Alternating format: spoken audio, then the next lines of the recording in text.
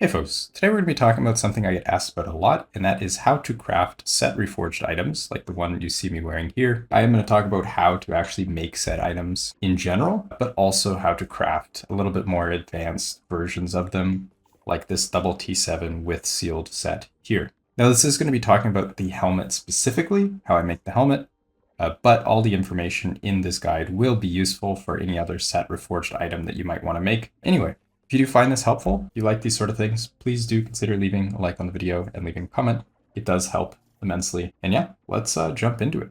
The first thing that you'll need to do if you want to craft the set reforged items is you will need the set shard that you want to craft onto the item. So these are AFFIX shards, like any other AFFIX shard in the game. You get them through shattering. And there's a specific place that you need to go to shatter them. But what the shards look like is this. You can see for the Velatria in this case, these are the shards, and you would just add them onto any item as you would anything else.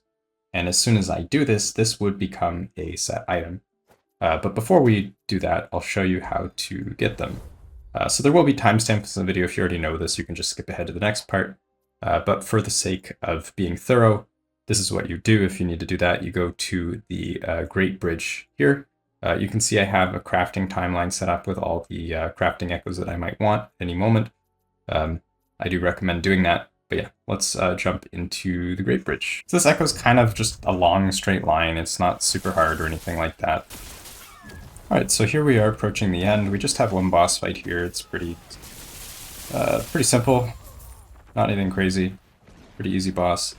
And then you get this crafting station thing here. You can see 3 of 3 uses remaining. There's a window here. You put the set items in. So in this case, what I want is Velatria. I already have a bunch, but I'll show you anyway. The shard will be for the specific item.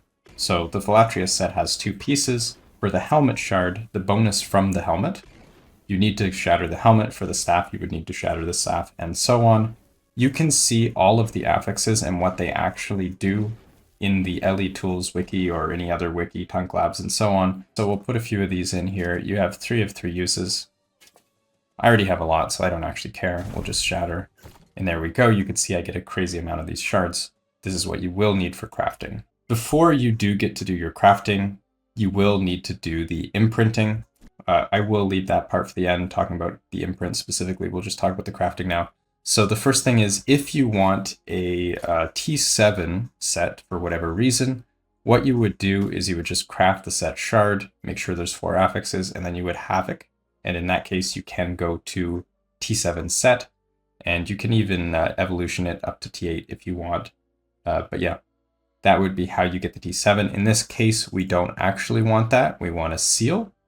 And the seal chances, just so you know, it's not guaranteed if it's above T1 with an exalt and 4 affixes. There is a chart of how that works. You can go to Tunk Labs, and it has all the information about seals and the different chances. So reference that table. Going for a T4 seal like I have, it's going to be a challenge, so I wouldn't go for that on your first helmet. T1 is guaranteed, so that's what we want. Anyway, let's get started. So the first thing is, if you have a helmet like this, it might also look something like this, or if you have a bad one, something like this. We'll get to that later. But yeah, starting here, if you have something like this, what you would do is you would first craft intelligence. And this is what you do not want to happen on your Velatria. When you add Velatria, if you bump it up to T2, your seal is no longer guaranteed. So that's actually a bad outcome. Then the next thing that you would do is you'd craft the Velatria. So we don't hit the crit on that, which is good. Now what you would do is seal. It's important that you do this after you have 4 affixes. Otherwise, the chance is lower, as you saw in the Tunk Labs chart. So make sure you have 4 affixes, make sure it's exalted. Otherwise, it's not guaranteed. If you want, you can try for a higher tier seal, but that is going to be risky. So we seal. Then you add the next affix that you want. In this case, level of Lightning Blast. This is good. See, our FP is still good. You're going to need a lot of FP for this. It's pretty heavy RNG involved. So the next thing we do is we Havoc, and this is where you're going to lose a lot of your items. This will end in bricks most of the time. Well, okay then. Sometimes that happens too. So yeah, if you're really lucky, this will happen, and then you still have some FP left to actually make your suffixes good. Now, one thing you can do is redemption first while you still have tier 7 or 6 or whatever on your suffixes.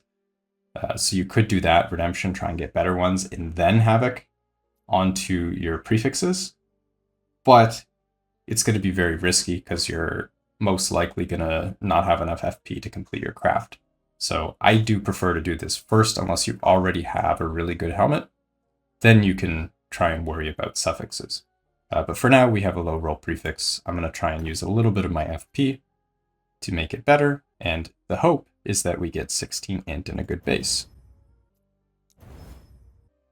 That is good enough. We'll keep that. Armor is good, so I'm going to keep that. I'm going to try and get a better base. That's awful. This is fine. Not ideal. But there you go. That's how you make this helmet. If you get an imprint with no affixes, it's very, very easy. If you get an imprint that has an affix you want, it's also easy. You already have int here, so you know what to do. You just add the set and then seal. One thing you could get, and this will happen pretty often, is you're going to get an item like this, where it has an affix you don't want. Normally, what you would do is you would seal off affixes you don't want, but in this case, because you need to use the seal, you can't do that. So what you would have to do is you can either gamble with Glyph of Chaos, or you can gamble with Rune of Removal. Removal is obviously 1 in 3, so it's a pretty high chance that you're going to brick the item here by doing that. The Chaos, you would look at the affix list, depending on what you want and what the item is, you could have a decent chance to Chaos into the affix you want. It probably won't be as high as 1 in 3, but if, for example, you want Intelligence, you can actually unbrick the item if you land on Dexterity or any other attribute, because you can use the other Woven Echo, Orden's Watch, to switch one attribute to another. So there are some opportunities for you to save the item, but in this case, we can do the Gamba, and we actually hit the Gamba. This is crazy, this never happens. So we'll add Level of Lightning Blast. We will add Velatria. We will seal Velatria. We will add Int. Make sure you use Glyph of Hope, because this eats a lot of FP. And this is a brick. This happens very often. This is not an unexpected outcome. I'll actually show you what I'm talking about. These are all bricks where I lost the item at the final step, Rune of Havoc. Now that's pretty much how the crafting process works. If you get the bad base, you are going to have to do a little bit of gamble, but ideally, you do drop something like this where it has clean affixes, because that's what you need to make sure you can actually use the seal. You need the clean affixes.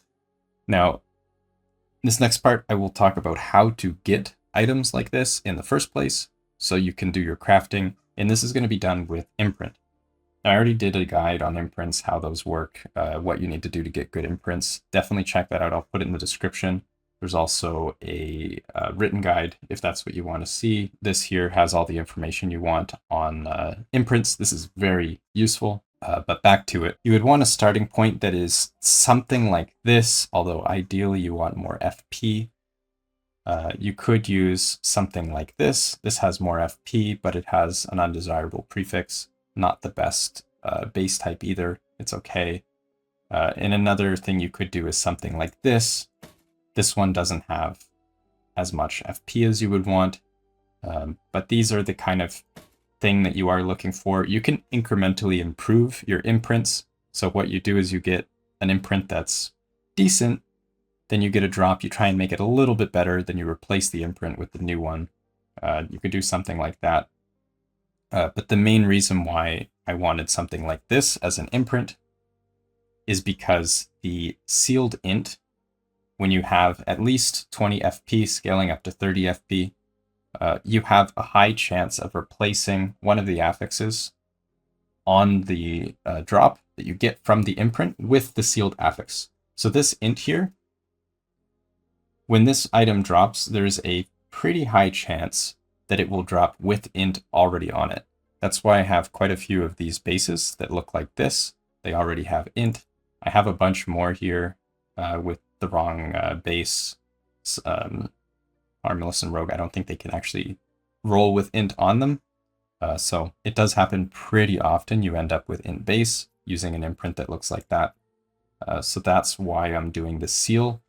The seal tech actually doesn't care about the reroll chance. So rarer affixes here, like Lightning Blast, this is actually the ideal imprint, assuming it had more FP and it was the right subtype. So this is what you really want. You want the sealed affix, the sealed one that you want, the rare one, and then you want the more common one. So if for whatever reason the seal fails to replace, you still have the common affix. So there's a very high chance that I either get Lightning Blast or I get int when the item drops. So this is like best case scenario if it had more FP and it was this subtype.